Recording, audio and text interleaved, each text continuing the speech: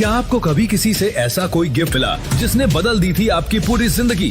2025 की इस superhit show की कहानी भी कुछ ऐसी ही है, जहां एक सीक्रेट गिफ्ट ने बदल दी शहर के सबसे अमीर परिवार की किस्मत हमेशा के लिए। ये गिफ्ट कोई आम गिफ्ट नहीं थी, बल्कि ये था एक ऐसा अनमोल खजाना जिसे बड़े से बड़े करोड़पति भी नहीं ढूंढ पाए। शहर के अमीर नेता से लेकर बिजनेसमैन सालों से सब पड़े हैं इस खजाने के पीछे, लेकिन आज तक ये किसी के हाथ नहीं आया। मगर हैरानी की बात ये थी कि ये शाही खजाना इस गरीब बेरोजगार लड़के के पास कहां से आया? आखिर क्या है इस गिफ्ट की सच्चाई? और सबसे बड़ा सवाल, क्या है इस फटीचर लड़के का राज? ये कहानी फ्री है, सिर्फ कुछ ही दिनों के लिए। इससे पहले कि ये गायब हो जाए, अभी पॉकेट FM ऐप डाउनलोड करें और सुने ये ट्रेंडिंग शो की आगे की कहानी। गौतम, तुम चाहे अपनी किडनीज भेज दो, लेकिन दादीसा के बर्थडे पे अगर तुमने 5 लाख से कम का गिफ्ट लेकर आए ना, तो मैं तुम्हें और तुम्हारे सामान दोनों को इस घर से बाहर फेंक दूंगी, समझे? जोधपुर के करोड़पति businessman family Agarwal and sons की हेड गायत्री देवी का जन्मदिन मनाया जाने वाला था। शहर के बड़े बड़े रईस उस पार्टी में आने वाले थे, लेकिन गायत्री देवी की पोती अवनी बहुत परेशान थी, क्योंकि उसके दादाजी ने उसकी शादी किसी अनजान वजह से एक बेहद गरीब लड़के गौतम से करवा दी थी। अवनी चाहती थी कि वो अपनी दादी सा को एक महंगा गिफ्ट दे, ताकि सबके सामने उसकी बेइज्जती ना हो। अवनी, आज शाम को जो गिफ्ट मिलेगा ना, उससे तुम्हारे साथ साथ दादी सा के भी होश उड़ जाएंगे, देख लेना। गौतम ने अवनी से तो कह दिया था, लेकिन उसके पास कोई प्लान नहीं था। वो एक ज्वेलरी शॉप के सामने जा पहुंचा। एक अंगूठी की तरफ देखकर वो कुछ सोच ही रहा था कि तभी, अबे ओए, क्या देख रहा है? तू जानता भी यहाँ के एक एक जेवर की कीमत 5 लाख रुपए शुरू होती है। देख रहा हूँ। देखने में पैसे लगते हैं क्या? अच्छा, तो मारने के भी पैसे नहीं लगते, आया समझ में? आगे रे। गार्ड ने आव देखा ना ताव और गौतम को धक्का दे दिया। जाना।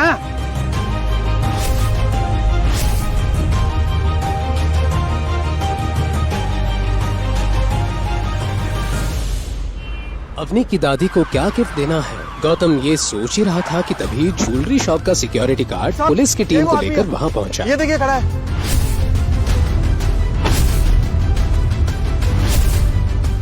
गिरफ्तार करो इस चोर को। क्या हुआ इंस्पेक्टर साहब? साहब यही वो आदमी था जो दुकान के बाहर चक्कर काट रहा था साहब। अरे मैं तो बस दुकान के बाहर खड़ा हुआ था, मैंने कोई चोरी वोरी नहीं की। थाने चल, सब पता चल जाएगा। वहाँ के डंडे सब सच उगलवाने के काम आते हैं। सब सच आ जाएगा सामने कि तूने इतनी सी देर में चोरी करके अंगूठी किसे दे आया। अरे इंस्पेक्टर साहब, मैंने कुछ नहीं किया। इंस्पेक्टर साहब, मेरी बात तो सुनिए। पुलिस वाले गौतम को उठाकर थाने ले गए। गौतम गिड़गिड़ाता रहा, मगर किसी ने उसकी एक ना सुनी। थाने पहुंचकर इंस्पेक्टर ने उसे लॉकअप में बंद कर दिया। मेरी बात सुनिए आप लोग। क्या है? मैं अवनी अग्रवाल का हस्बैंड हूँ। तो तू है वो अग्रवाल परिवार का निठल्ला घर जमाई जो अपनी अमीर बीवी को लुभाने के लिए चोरी की अंगूठी ले जा रहा था। मैंने इंस्पेक्टर साहब प्लीज आप तू रुक। आपको गलतफहमी हुई है, मैंने कुछ नहीं किया है। मैं सिर्फ दुकान के बाहर खड़ा हुआ था। आप पूछिए अपनी से, वो आपको सब बताइए। What? अब वो चोरी भी करने लग गया है। इंस्पेक्टर, आप उसे मारो पीटो, जो चाहे करना है करो, मैं उसे नहीं छुड़ाने वाली।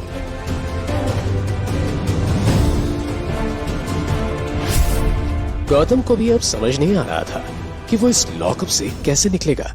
उधर इंस्पेक्टर भी उसकी एक भी बात सुनने को तैयार नहीं था और उसी से ज्वेलरी शॉप में चोरी हुई अंगूठी निकलवाने की जिद पर आ रहा था। इंस्पेक्टर एक मोटा डंडा लेकर गौतम को पीटने के लिए बढ़ा, तभी पीछे से कड़क आवाज आई, इंस्पेक्टर मारू। इंस्पेक्टर ने पलट कर देखा तो हैरान रह गया, वहाँ शहर का कमिश्नर खड़ा था। हमारी हिम्मत कैसे हुई? अपनी वर्दी अपनी सर्विस से नफरत हो गई क्या तुम्हें? सर ये तो चोर है सर।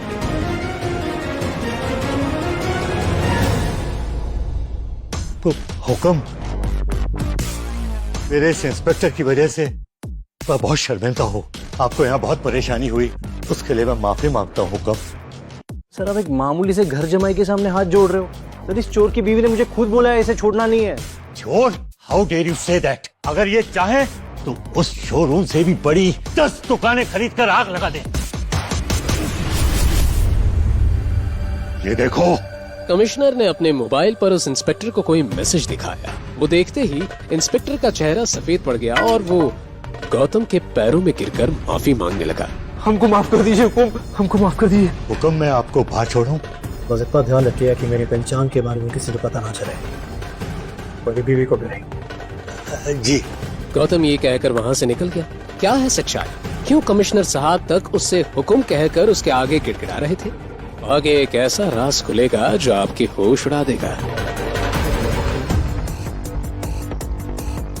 एक कार आकर रुकी, उसमें से एक बेहद बूढ़ा आदमी उतरा और उसने गौतम के हाथ में एक छोटा सा बॉक्स दिया। आखिर क्या था उस बॉक्स के अंदर और क्या है गौतम की असली पहचान? शाम होते ही महल में जश्न का माहौल बना, और क्यों ना हो, आखिर अवनी की दादी सा गायत्री देवी का जन्मदिन जो था, शहर के जाने माने लोग उनके इस जन्मदिन समारोह का हिस्सा बनने का मौका नहीं छोड़ना चाहते थे। देश भर से लोग उनके लिए महंगे महंगे गिफ्ट्स लेकर आए थे। थोड़ी देर बाद गौतम भी अवनी की दादी सा गायत्री देवी की बर्थडे वेन्यू पर पहुंचा। अवनी गौतम को पार्टी में एक्सपेक्ट नहीं कर रही थी। तुम किसने छुड़ाया तुम्हें पुलिस स्टेशन से? वहीं बड़े बड़े सड़ जाते ना तो अच्छा होता। मैंने कोई चोरी नहीं की। अरे मैं तो ज्वेलरी शॉप के बाहर होकर देख रहा था, पुलिस ने आके मुझे पकड़ लिया। बहुत मुश्किल से अपनी बेगुनाही का सबूत देके निकला वहां से। ठीक है। ये क्या है गिफ्ट के नाम पे? कैसी गंदी सी पैकिंग है ये? छोटे से डिब्बे में आखिर गौतम क्या गिफ्ट लेकर आया होगा? वो बुजुर्ग आदमी कौन था जिसने पुलिस स्टेशन में गौतम को वो बॉक्स दिया था? पैकिंग पे मत जाओ, जो अंदर है ना उसे देख के तुम भी चौंक जाओगी। अरे किसका बर्थडे है? दादी सा। हाँ तो दादी सा खोलेंगे। ठीक है। अच्छा सुनो, जब बाकी गेस्ट वहाँ जाके दादी सा को अपना गिफ्ट दे तो तुम चुपके से जाके वहाँ पे अपना बॉक्स रख देना, समझे? पता नहीं दादाजी ने किस जंग का बदला लिया है मुझसे, तो तुम जैसे गरीब के साथ मुझ जैसे करोड़पति की शादी करा दी। ना तो पैसे हैं और ना तमीज। जाओ। गौतम को सोच पाता उससे पहले ही किसी के कदम पार्टी के वेन्यू हॉल की तरफ बढ़ने लगे। वो खूबसूरत लड़की चेहरे पर मुस्कान लिए एक बॉक्स के साथ गायत्री देवी की तरफ बढ़ने लगी।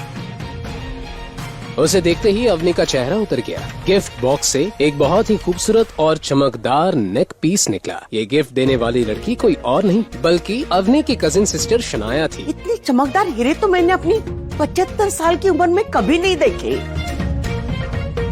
इस घर की बाकी लड़कियों से तो कितनी स्मार्ट और समझदार है शनाया।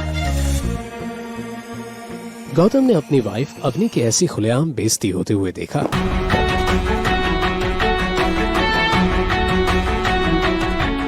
शनाया, वैसे ये डायमंड नेकलेस काफी महंगा होगा, नहीं?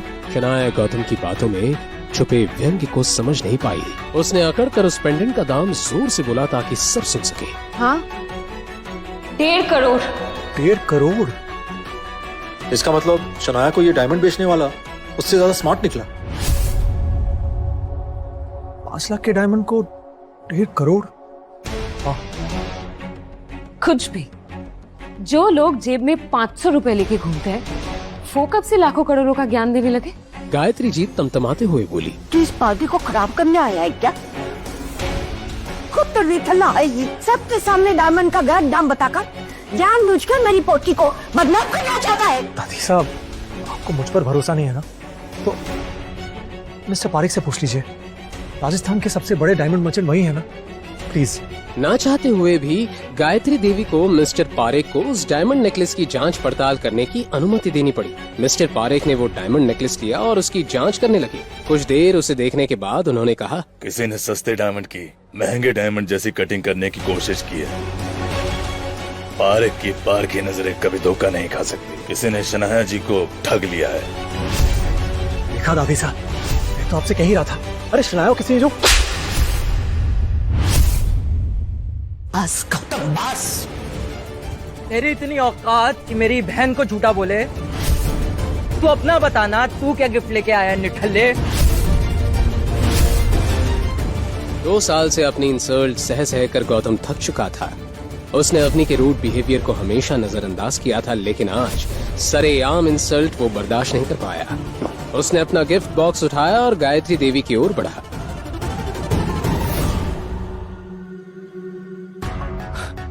ये क्या? मेरी दादी के लिए सोम बाजार से सस्ता सा गिफ्ट? बस आज से, अभी से अग्रवाल खानदान के किसी भी सदस्य से मेरा कोई मतलब नहीं। 2 साल आपने जिस कुत्ते को पाला था अब वो जा रहा है, लेकिन याद रखना, एक दिन मुझे वापस बुलाने के लिए गायत्री देवी को मुझसे माफी मांगनी होगी, भूलना मत।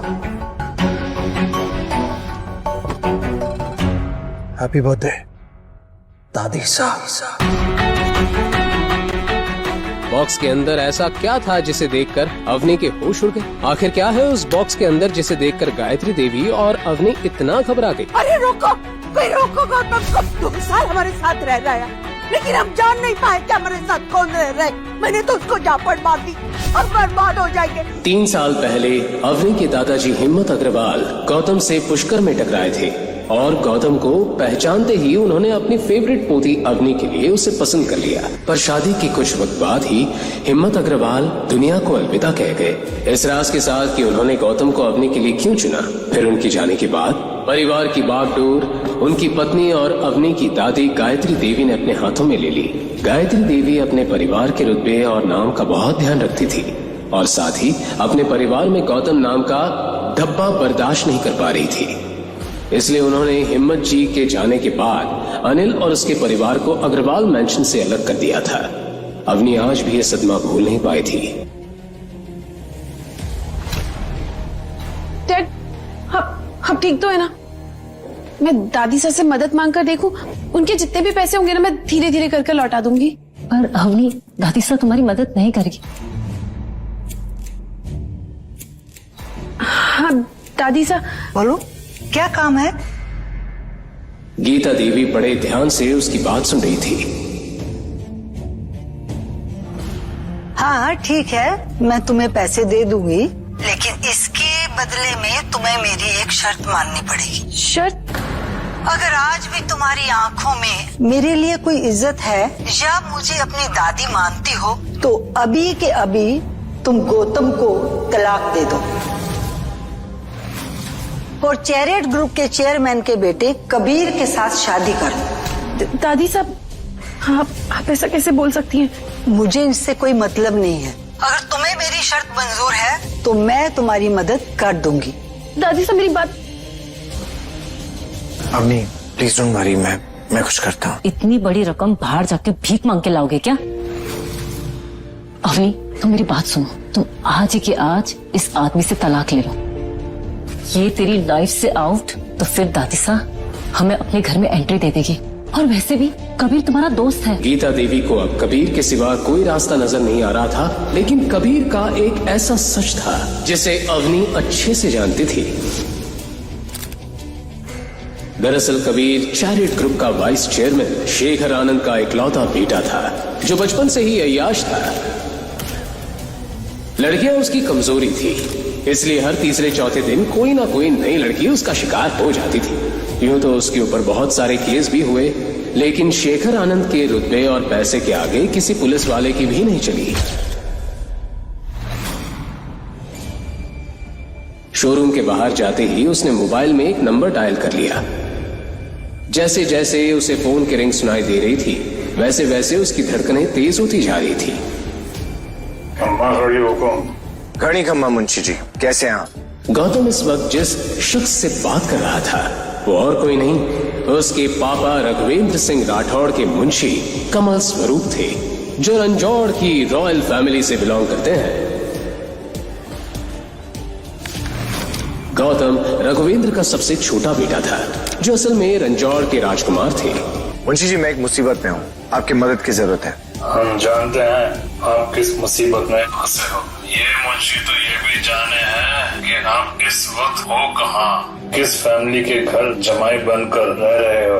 आपकी सास, ससुर और पत्नी सबके बारे में इस मुंशी के पास पक्की खबर है। ठीक है, तो मुझे 30 लाख की सख्त जरूरत है, मुझे जल्द से जल्द चाहिए। हुकुम, ऐसा क्यों कर रहे हो? आप एक राजकुमार होके किसी के घर का काम कर रहे हो, झूठा गंदे बर्तन साफ कर रहे हो। समर भगवान। मुंशी जी, मुझे इस बारे में कोई बात नहीं करनी है, मैं सिर्फ इतना जानना चाहता हूँ कि आप मेरी मदद करेंगे कि नहीं। हुकुम, 30 लाख तो हम आपको दे देंगे, लेकिन बड़े हुकुम की वही शर्त है। क्या शर्त है? आपको दीप शिकाब से शादी करनी होगी। ठीक है मुंशी जी, मुझे मंजूर है, लेकिन मुझे 1 साल का वक्त चाहिए। बड़े हुकुम भी ये बात सुनकर खुश हो जाएंगे, लेकिन मेरी भी एक कंडीशन है। इस 30 लाख के साथ साथ मुझे एक और चीज चाहिए, मुझे चैरिट ग्रुप चाहिए। Chariot group? लेकिन क्यों? ये सब मैं आपको बाद में समझाऊंगा। भैया रोको रोको रोको रोको, जिस गौतम को दुनिया पिछले 4 साल से एक नॉर्मल सा इंसान समझ रही थी, उसका सच आज सिर्फ मुंशी जी ही जानते थे। मुंशी जी, कंपनी खरीदने की फॉर्मेलिटीज हो गई? आपके फोन आते ही मैंने सारी फॉर्मेलिटीज पूरी कर दी, बस आपके साइन करने की देरी है।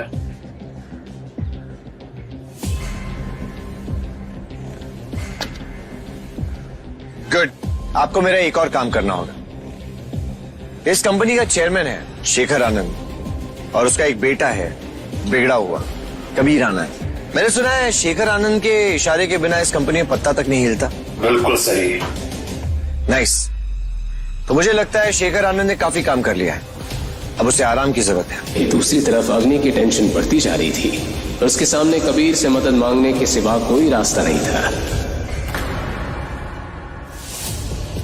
मिस्टर अभिनव, आज से आप इस कंपनी के चेयरमैन हैं। इस कंपनी के सारे फैसले आप ही लेंगे। मुंशी जी। जी हुकुम। मुझे देर हो रही है, मेरा चेक दे दीजिए।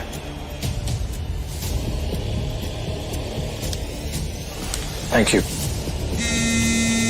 मुंशी जी के फोन पर बाहर खड़े बॉडीगार्ड का कॉल आ गया। हुकुम। अभी अभी अभी कबीर आनंद के कमरे में गई है।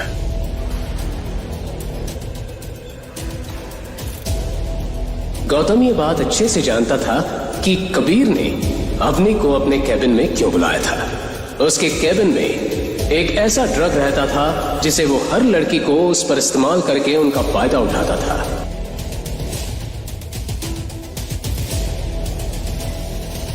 कम इन। अग्नि, कम।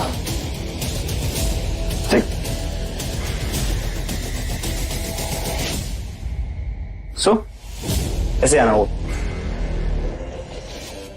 अग्नि ने कबीर के केबिन में आते ही उसे सारी बात बता दी। गौतम की आंखों में बेचैनी बढ़ती जा रही थी। अग्नि, इतनी बड़ी बात हो गई और तुम मुझे भी बता रही हो? ये सब तो तुम्हें बहुत पहले बता देना चाहिए था। अरे नहीं कबीर, मैं ड्रिंक नहीं करती। तुम्हारे पापा को आज जेल जाने से कोई नहीं रोक सकता, एक्सेप्ट मी। कम ऑन अग्नि, जस्ट वन ड्रिंक। ड्रिंक लो, चेक लो और जाओ। इतना क्या सोचना?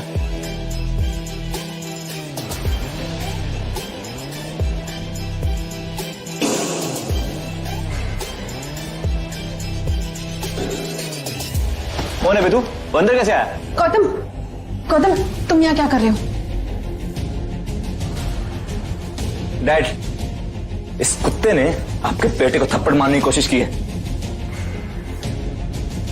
अपने पापा को इस हालत में देखकर कबीर की आंखें फटी की फटी रह गई। मिस्टर कबीर आनंद, मैं तुम्हें और तुम्हारे बाप को लोगों को लूटने और उनके साथ फ्रॉड करने और बहुत सी लड़कियों की जिंदगी बर्बाद करने के जुर्म में गिरफ्तार करता हूँ। तुम ऐसे नहीं कर सकते। अभी कभी कमिश्नर से बात करनी है। ड्रिंक में ड्रग की बात सुनकर अग्नि के पैरों तले जमीन हिल गई थी। आज कबीर के काले चिट्ठों का टाइम पूरा हो चुका था। अब घबराने की कोई जरूरत नहीं है। उन्हें उनके किए की सजा मिल चुकी है। डैडी जी को बचाने के लिए मैंने पैसों का इंतजाम कर लिया है। लेकिन इतना बड़ा अमाउंट तुमने इतनी जल्दी कैसे अरेंज किया? तुम्हें ये चेक किसने दिया? वो मैंने अपने एक दोस्त से उधार लिया है। उसकी कंपनी में बहुत सारा फायदा हो गया था तो उसने मुझे उधार दे दिया।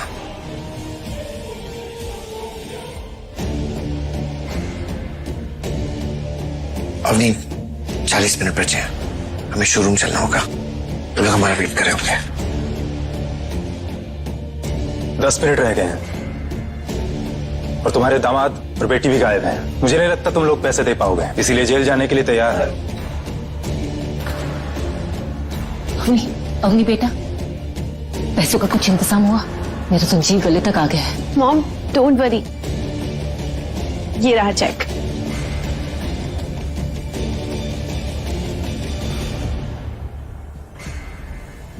देखा, मैंने कहा था ना, कबीर हमारी मदद जरूर करेगा। बहुत ही अच्छा बच्चा है वो, पूरा सोने का खरा है। ये तुम्हारे गौतम जैसा नहीं है। मॉम, ये पैसे मुझे गौतम ने दिए हैं, कबीर ने नहीं। आप लोग ये अपना फैमिली ड्रामा घर जाके कर लेना, मुझे चेक दे दीजिए। हाँ तुम लीजिए से।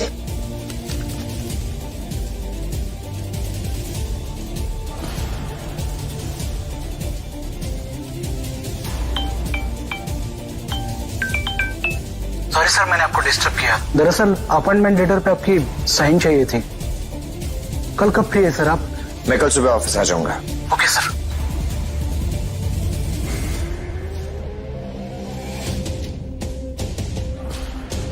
अरे जीजा सा, आप यहाँ कहीं रास्ता तो नहीं भूल गए? क्योंकि लूजर्स के लिए इस कंपनी में कोई जगह नहीं। दरअसल उसके सामने खड़ी लड़की और कोई नहीं, अवनी की कजिन शनाया थी। शनाया बचपन से ही अवनी को पसंद नहीं करती थी। आज शनाया की शादी शहर के सबसे अमीर आदमी रघुवीर पंडित के इकलौते बेटे सिद्धार्थ पंडित से होने वाली थी। रघुवीर पंडित भी चैरियट के साथ मिलकर काम करता था। वेल, हम यहाँ शेखर अंकल को अपनी शादी की इनविटेशन कार्ड देने आए थे। अगर तुम चाहो तो तुम भी शादी में आ सकते हो। तुम्हारे लिए वेटर का काम रिजर्व करके रख दूंगी। आपकी शादी में मुझे वेटर बनने का कोई शौक नहीं है।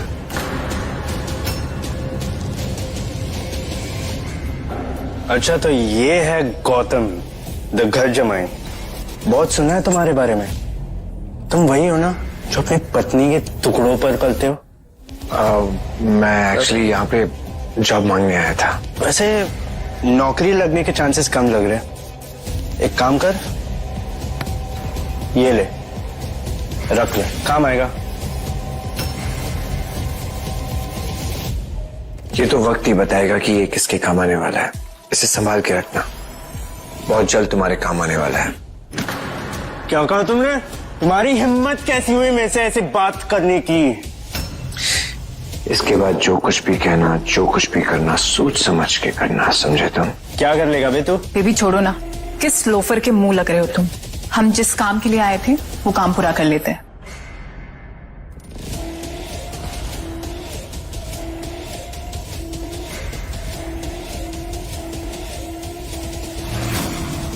वहीं शनाया और सिद्धार्थ चेयरमैन के केबिन के साइड में आकर खड़े हो गए। छोड़ो ना बेबी। शनाया उस घर जमाई ने गलत आदमी से पंगा लिया। वहीं दूसरी तरफ गौतम सीधे अभिनव के केबिन में चला गया। Please come sir. Thank you so much Gupta ji. एक बात बताइए, आप ये रघुवेंद्र पंडित और उसके बेटे सिद्धार्थ पंडित को जानते हैं? हाँ सर, जानता हूँ। रघुवीर जी हमारी कंपनी के साथ बहुत सालों से काम कर रहे हैं। ठीक है, आज के बाद से रघुवेंद्र पंडित की कंपनी के साथ चैरियट ग्रुप काम नहीं करेगा।